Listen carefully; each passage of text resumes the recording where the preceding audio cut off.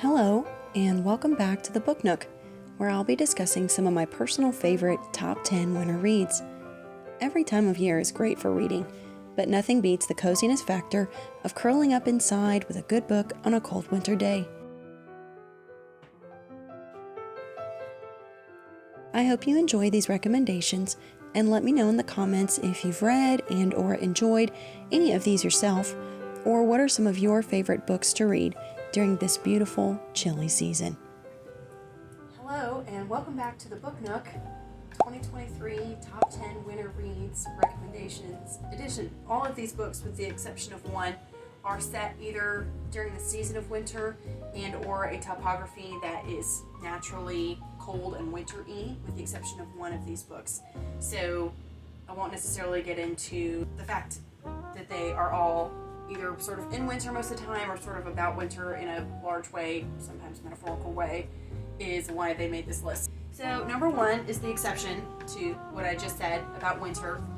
This is a book called The Blue Sword by author Robin McKinley. The plot synopsis is that a young woman who is essentially British in this fantasy version of the world gets sent off to live in this sort of, as it were, British outpost, sort of a colonial outpost, out on the back edge of what is apparently sort of this barbarian land. So, some commentary, I guess, on colonialism and stuff there.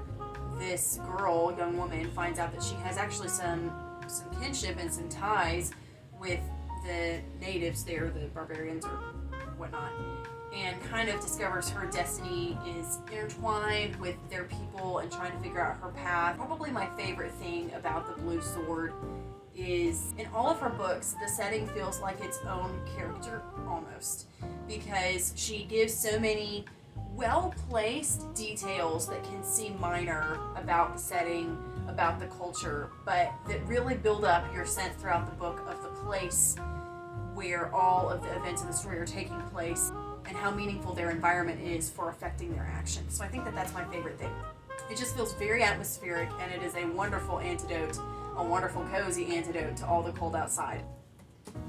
Number two, Bitterblue by Kristin Cashore. Plot synopsis: a teenage girl, big shocker there, has been made queen of her people, what is now her people, but she is very young and doesn't really know anything that's going on politically or socioeconomically, mostly because nobody will tell her anything, and also she's only in her mid-teens and she's just been very unaware of what's been going on for a variety of reasons in her life. And so it's her trying to figure out what is going on in her kingdom, what are the big problems that are facing her and her people, and how she can begin to address any of them, let alone find out what any of them are. I think my favorite thing about it is the characterization, but that's pretty hard because Kristin Cashore has excellent writing. Kristin Cashore's characterization is top-notch. It always is.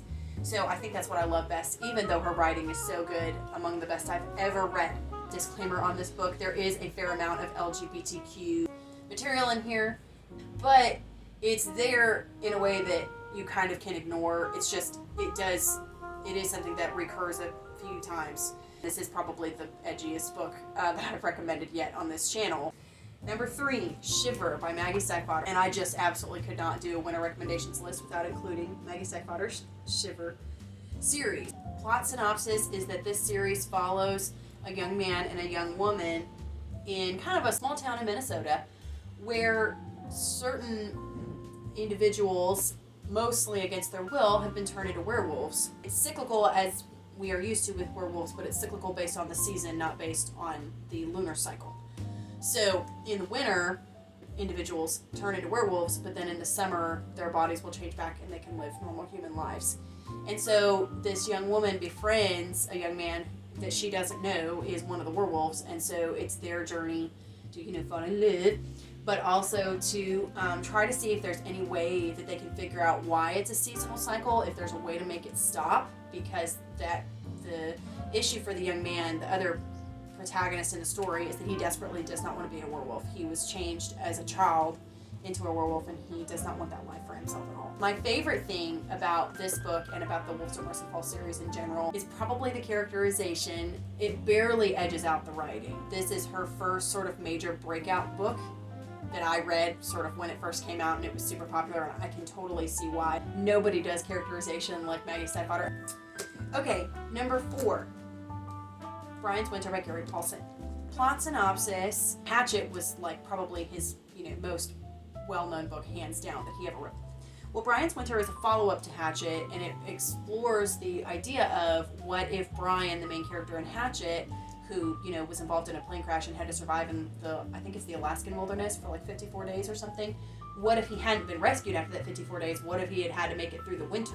And basically, Gary Paulsen said he wrote this book as sort of a fan service. Essentially, people kept asking him that question, and so he decided to give this to them, which I thought was really sweet. And probably one of his best works. My favorite thing about this book is, and it kind of always is this way with Gary Paulsen, is the writing.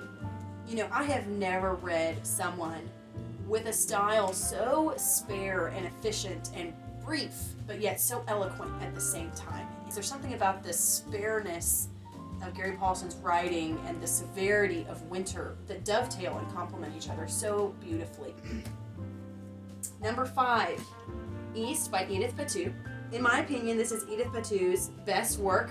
I have never loved anything of hers. I've almost never loved any book that anyone's ever written the way I love this book. Plot synopsis is about this teenage girl. It's some kind of Nordic version of the Beauty and the Beast fairy tale.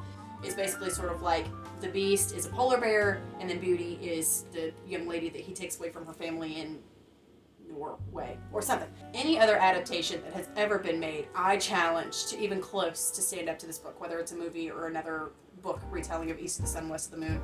But not only that, this is one of the best books I have ever read.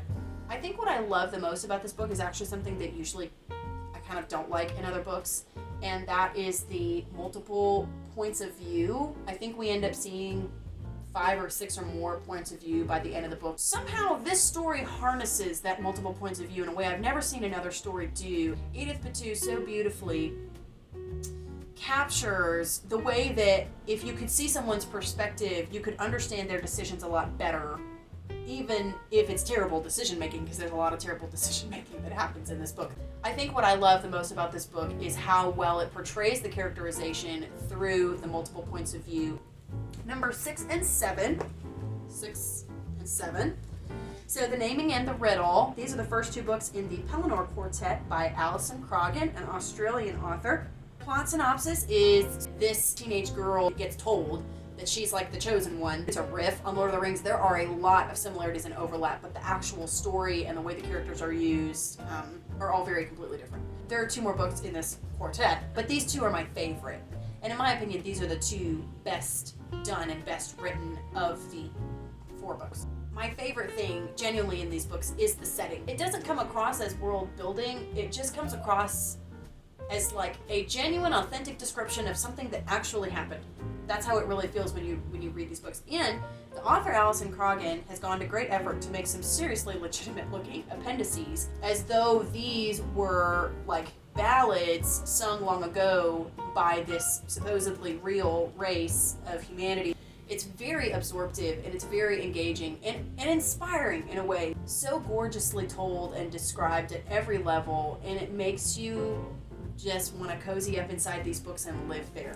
Alright, so number 8 and 9, Even the Darkest Stars and All the Wandering Light by Heather Fawcett. I actually just recently came across these in my local library. Plot synopsis: a teenage girl sort of chooses herself to go off on this mountaineering expedition to look for some highly classified, precious thing. But she mostly is trying to find her sister, who went off ahead of her, like, in secret. The main character goes off with, like, the official royal explorer from, like, the emperor. Will they find what they're looking for?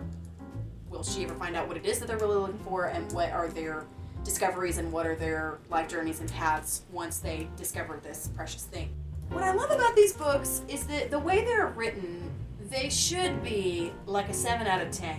But there is just something about them that the whole is greater than the sum of their parts. They genuinely are masterful in this really subtle way.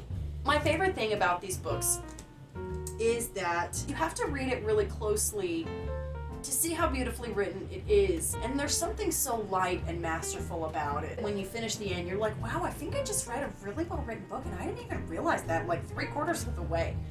Also, by the way, nothing in this book goes the way I expected. And that was kind of delightful. Subtle as well. Like, how many plot twists I did not expect to go where they did. That's my whole impression from this series. Subtle yet gorgeous. Number 10, The Dark is Rising by Susan Cooper.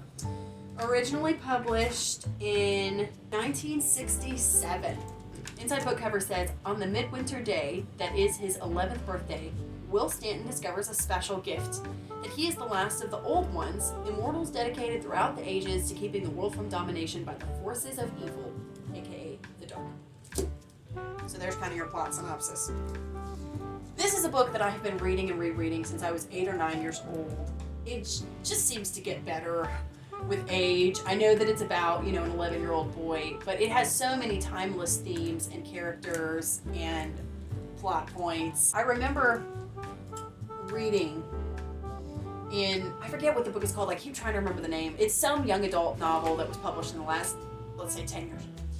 That the main character of this other random young adult book that I'm describing would always read The Dark is Rising at Christmas time. And I loved that so much because that's what I've always done.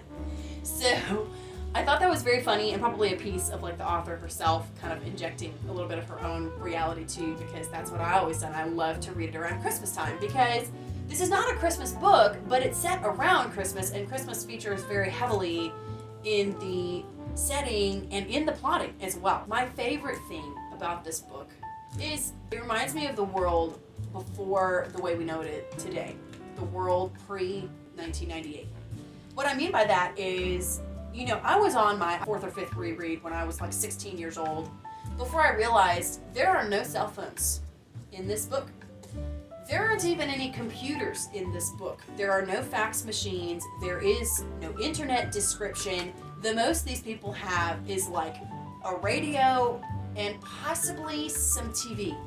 It just feels like a time capsule back to the way I remember life being. The way these people live in this book reminds me of the way life felt growing up. I mean, I know all millennials care about is nostalgia, but seriously, I think maybe part of the reason why millennials are so nostalgic is because more than any other generation, our generation did straddle the divide between life the way kind of everybody knew it for the last 80 or so years, but also sort of, even beyond that, to the tech explosion that, of the last 20, 25 years, where life is just even completely different now than it was 3 decades ago. I mean, the things that we can do now, me making this video on my phone, that is not even that's like a sci-fi thing to the characters in this book. And I love that about it. I love that I can go back to this book and relive the way my life was when I first read this book. So if you've watched this far, thank you so much for watching. Let me know what you thought of these recommendations. If you'd have any recommendations of your own,